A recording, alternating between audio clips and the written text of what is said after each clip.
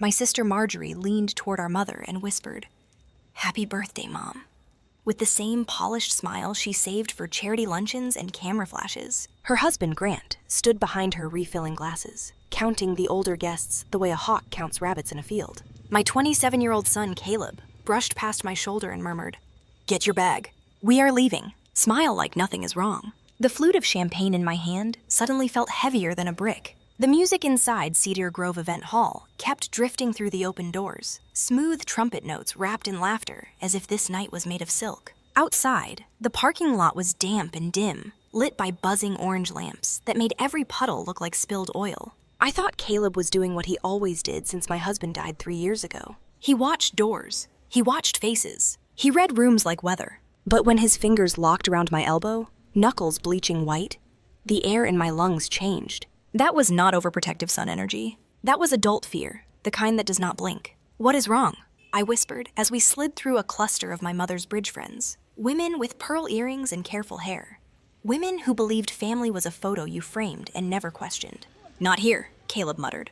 "Keep walking. Keep smiling." I have seen that look on my son's face exactly twice. Once when he was 12 and caught his father in a lie that broke our home. Once when an oncologist used the word metastatic and my world started cracking at the seams. Both times, everything collapsed within hours. Caleb got us to the car, shut the doors, and clicked the locks like he was sealing a vault. The hall glowed behind us through the windows. My mother, Evelyn Hart, sat at the head table in a soft rose dress, looking radiant at 86, surrounded by balloons and streamers and people who loved the version of life that stayed tidy. "Mom," Caleb said, voice steady, hands shaking, "something is very wrong. I need to tell you what I overheard. This is where I should tell you who I am, because I have spent too many years letting other people control the story. My name is Caroline Hart. I am 49 years old. I am the daughter who keeps schedules, pays bills on time, and swallows my opinions so holidays do not turn into wars. Since my husband's funeral, I have been the quiet one, the dependable one,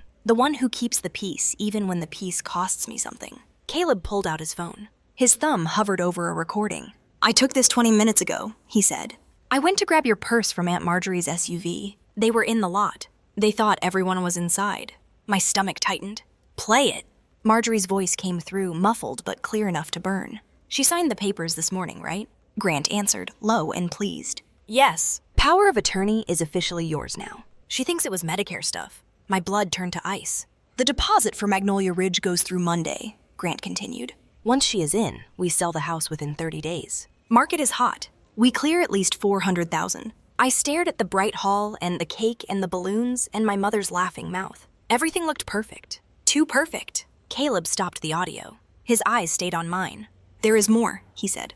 "They are planning to drug her tonight." The words landed like a hammer. I opened my mouth to speak, but all I could hear was the music inside, still sweet, still pretending. And I realized something with a clarity that tasted like metal. If they were willing to do this to my mother on her birthday, they were willing to do worse. Caleb leaned closer. "We go to the police. Now." I looked at the hall one last time, at Marjorie's shining smile, at Grant's careful hands, at my mother's trusting face. Then I nodded.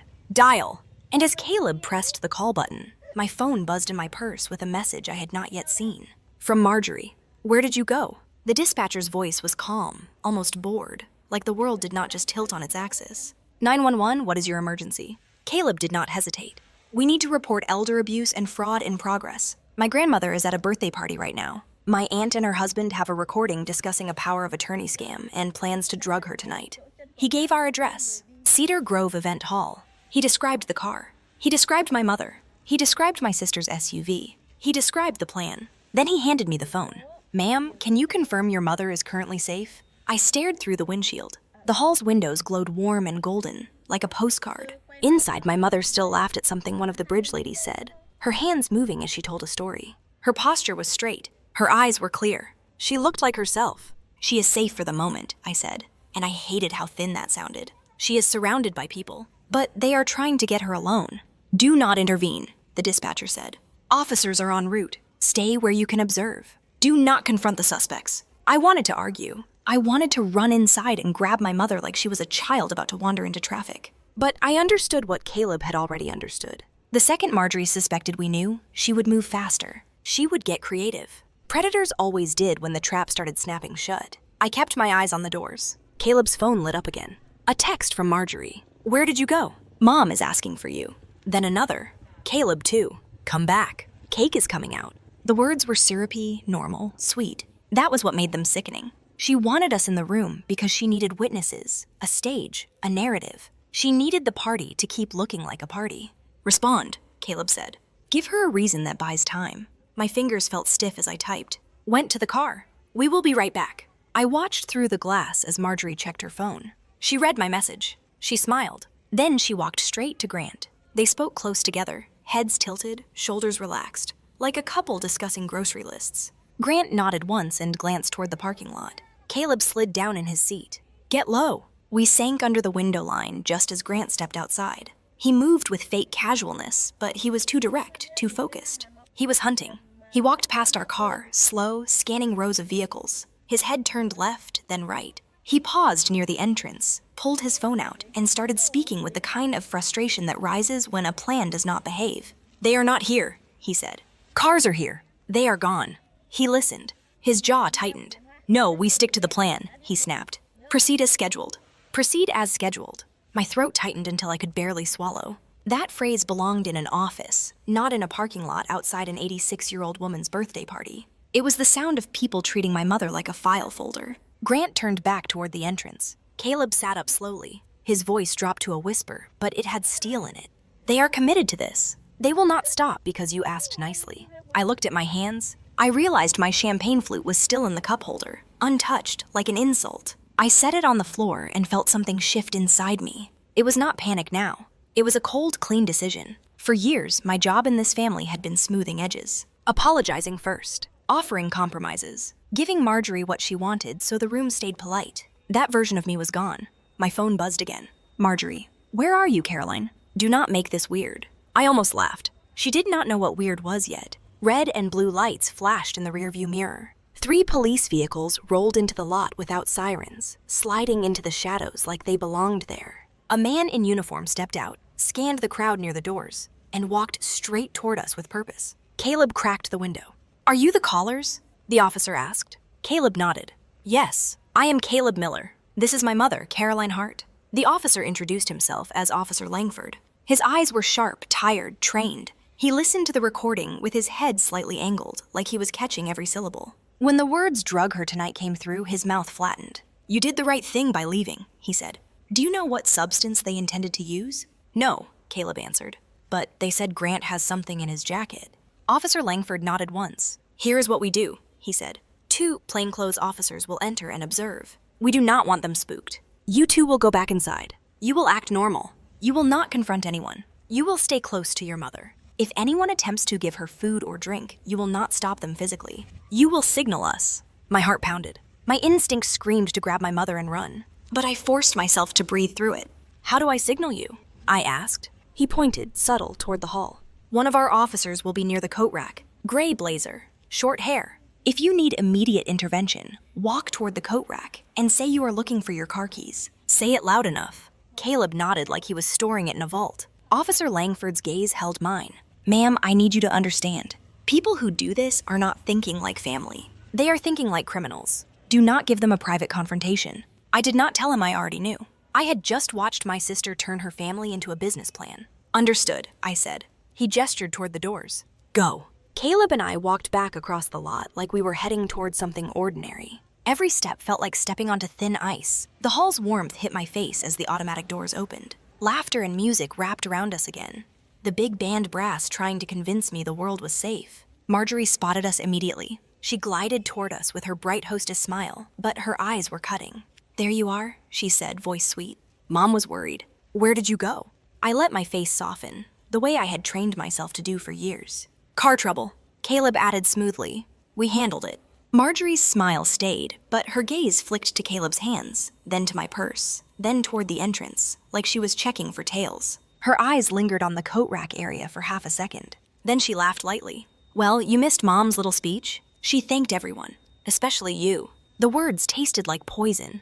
I looked past her to the head table. My mother was mid-laugh, mouth open, eyes bright. She was tapping her fingers to the music, completely present. I moved toward her with a smile that felt like a mask glued to my skin. Caleb stayed half a step behind me. close enough that I could feel his steady heat. I sat beside my mother and took her hand under the table. Her skin was warm, alive, real. "There you are," she said happily. "I was just telling Dorothy about the year your father tried to grill burgers in the rain." "Sounds like him," I said, and my voice did not break. Marjorie hovered behind my chair like a shadow. "Mom," she said brightly, "Paul and I were thinking we could drive you home after this. Save Caroline the trouble." There it was. The grab. The isolation. The door closing. I kept smiling. "Oh, that is sweet," I said. "But Caleb and I will take her. We want a little time together." Marjorie's expression flickered. Just a hairline crack. Then she smoothed it. "Well," she said, "we do have some paperwork to go over tonight. Medicare stuff. Deadlines." I squeezed my mother's hand under the table. My mother blinked. "Paperwork?" Marjorie leaned in, voice gentle, rehearsed. "Just a few documents. Nothing to worry about. I am trying to make things easier for you, Mom." Easier. That was the word predators loved. They wrapped theft in kindness. They called cages care. I kept my eyes on Marjorie and smiled like we were still sisters. "Of course," I said. "We will figure it out." Then my mother turned to me, eyes clear as glass, and said, "Caroline, why do you look like you are about to cry?" And behind Marjorie's shoulder, near the coat rack, I saw him.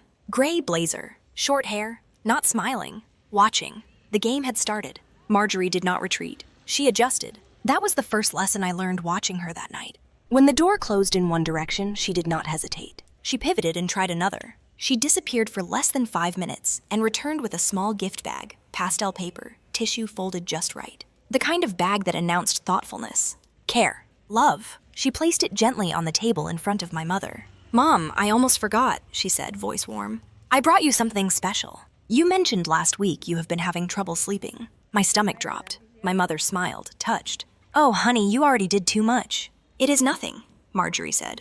"Just a little herbal tea. Chamomile, valerian, lavender. Natural. No chemicals. It really helps calm the mind. Natural.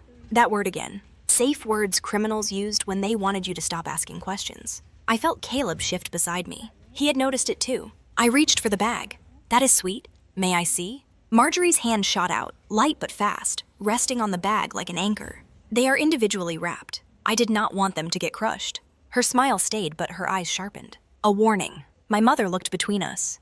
"Girls?" I forced a laugh. "I just want to see the brand. I have been having trouble sleeping too." For a fraction of a second, Marjorie hesitated. That was all I needed to know. She released the bag. I opened it carefully. 3 small boxes of tea, seals intact, labels clean.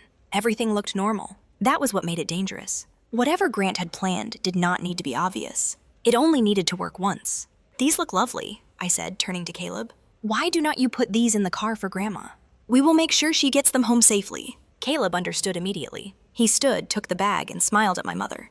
"I will be right back." "That is not necessary," Marjorie said quickly. Too quickly. Caleb was already moving. My mother laughed. "Such a good boy." Marjorie's smile began to crack at the edges. She exhaled and regrouped, turning her attention elsewhere. "Doctor!" "Harlan made it," she said lightly, following my gaze across the room. I saw him then. Tall, thin, crisp white coat that did not belong at a party. He stood near the bar, talking quietly with Grant, nodding like a man collecting data. "Doctor!" Harlan. The authority. The seal of approval. "He has been so worried about Mom lately," Marjorie continued. "He thought it would be good to check in." Check in. I felt heat rise behind my eyes. At her birthday party? "Sometimes environment matters," Marjorie said. "He likes to observe patients in natural settings." Natural again. "Doctor." Harlan approached our table with professional ease. "Mrs. Hart," he said to my mother. "Happy birthday. You look wonderful." My mother beamed. "Thank you, doctor. I feel wonderful." "That is excellent to hear," he said. "I was hoping to ask you a few questions. Just a quick cognitive check." "Nothing formal." I leaned forward. "Is this an appointment?" He paused. "Not exactly." "Then we can schedule one," I said calmly. "During office hours, with consent forms." "Doctor." Harlan glanced at Marjorie. She nodded almost imperceptibly. "It is really just a conversation," he said. "Orientation, memory, basic awareness." My mother frowned slightly. "Why would I need that tonight?" Marjorie touched her arm. "Mom, it is just to put our minds at ease. You know how doctors are." I watched my mother's face. I had known her my entire life. I knew when she was confused. I knew when she was tired. I knew when she was being patronized. She was none of those things right now. "Doctor," I said, keeping my voice level, "what exactly will you do with the answers from this conversation?" He cleared his throat. "That depends." "Depends on what?" "On whether there are concerns." And if there are no concerns, then it remains informal. So if my mother failed, it became documentation. If she passed, it disappeared. The room felt suddenly too small. No, I said.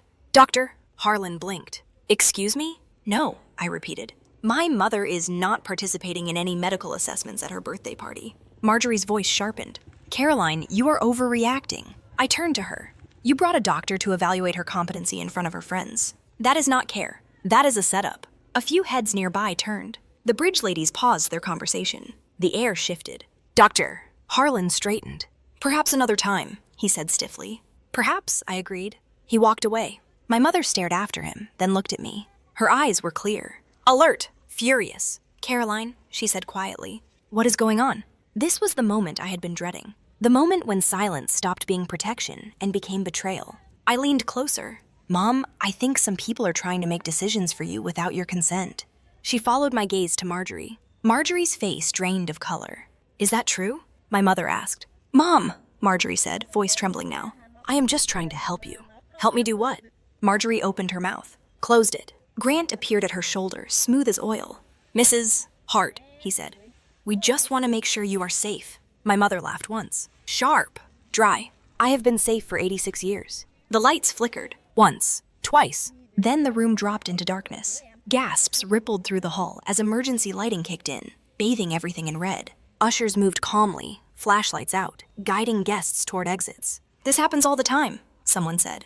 Transformer down. I did not believe in coincidences anymore. In the dim light, I saw Grant's hand close around my mother's arm. Let us get you outside, he said. Fresh air? His grip was too tight. Stop, I said, stepping between them. Caroline, he warned low, do not make this difficult. Let go of her. Mom, Marjorie said urgently. We just need to move you.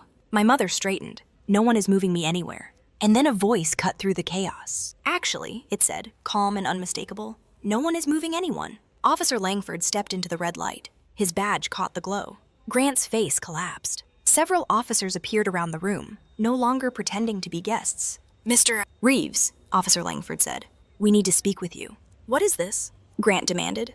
An investigation, Langford replied, including the unprescribed sedatives found in your jacket pocket. Grant opened his mouth, closed it. Marjorie's knees buckled. She grabbed the table to steady herself. My mother looked at me, then at Caleb, who had reappeared at my side, eyes blazing. What did you just save me from? She asked. I squeezed her hand. Everything, I said. And in that moment, as the party dissolved into sirens and whispers and consequences, I knew one thing for certain. The silence was over. The emergency lights cast everything in red, the kind of color that made familiar faces look dangerous. Conversations broke into whispers. Chairs scraped. Someone laughed nervously, assuming this was a harmless inconvenience. It was not. Officer Langford did not raise his voice. He did not need to. Authority does not shout. It arrives, and the room rearranges itself around it. Mr. Reeves, he said again, please step away from Mrs. Hart. Grant's fingers loosened, slow and reluctant, like a man letting go of a ledge. My mother took a step back on her own, chin lifted, spine straight. I do not understand what is happening, Grant said.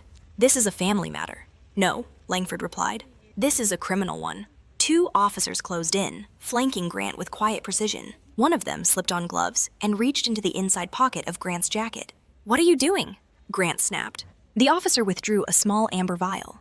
Do you want to tell me, Langford asked calmly, why you are carrying prescription sedatives that are not prescribed to you? Grant's mouth opened, closed, opened again. I do not know how that got there. My mother let out a short, incredulous laugh. Of course you do. Across the room, Marjorie backed away from the table, shaking her head as if denial might erase the last 10 minutes. This is insane, she whispered. You are humiliating us. Humiliating. The word landed wrong. Heavy. Off balance. No, I said, stepping forward. My voice surprised me. It was steady, loud enough. You humiliated yourselves the moment you decided my mother was worth more incapacitated than alive. A hush rippled outward.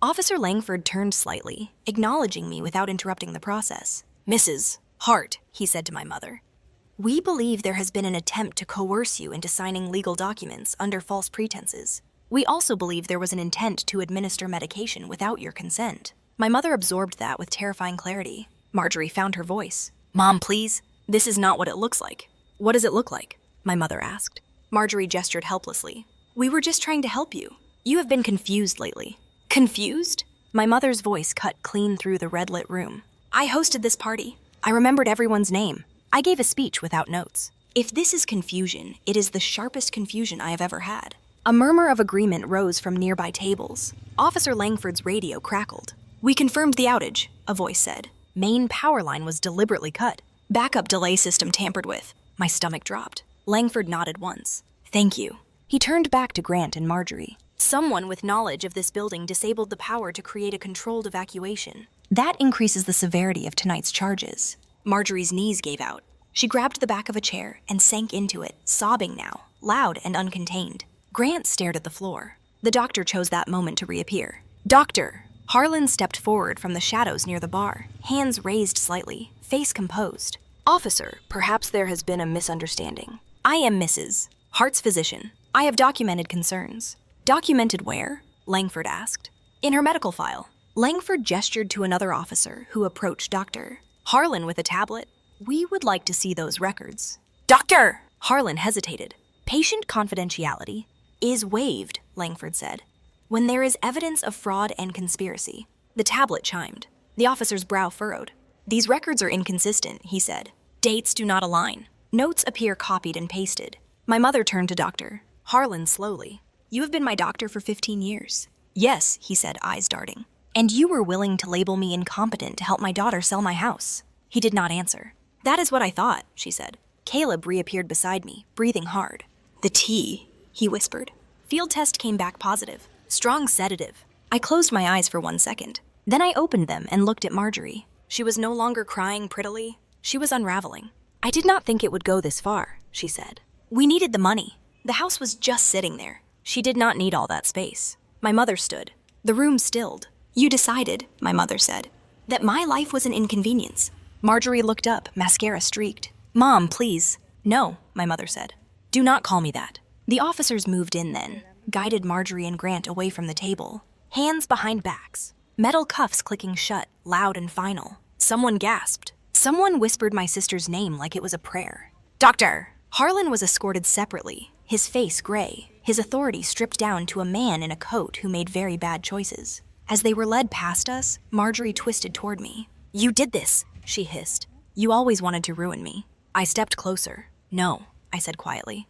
I wanted to protect my mother. You ruined yourself. Officer Langford approached my mother with a gentleness that felt earned. Mrs. Hart, we will need you to come with us to make a statement. My mother nodded. Of course. She turned to me, eyes bright, unafraid. Caroline, she said, I am very glad you stopped being polite. I felt something break open in my chest. As the guests were ushered out, the party dissolved into a crime scene. Balloons sagged. Cake sat untouched. Music died mid-note. I watched my sister disappear through the doors in handcuffs. I did not cry. Outside, the night air was cool and clean, like a line drawn between before and after. Caleb stood beside me, shoulders squared. You okay? He asked. I nodded.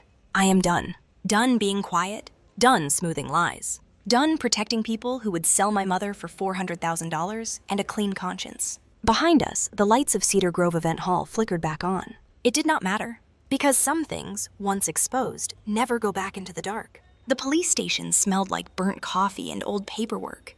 The kind of place where lies came to die slowly. My mother sat across from a metal table, her hands folded neatly, answering questions with the same clarity she had used her entire life. Dates, names, details, no hesitation, no confusion. When the officer finished, he looked at her with something close to respect. Mrs. Hart, you understand that the power of attorney documents your daughter had you sign will be voided immediately. Good, my mother said. They never belonged to her in the first place. Grant and Marjorie were processed separately. I did not ask to see them again. Some conversations end the moment the truth is spoken out loud.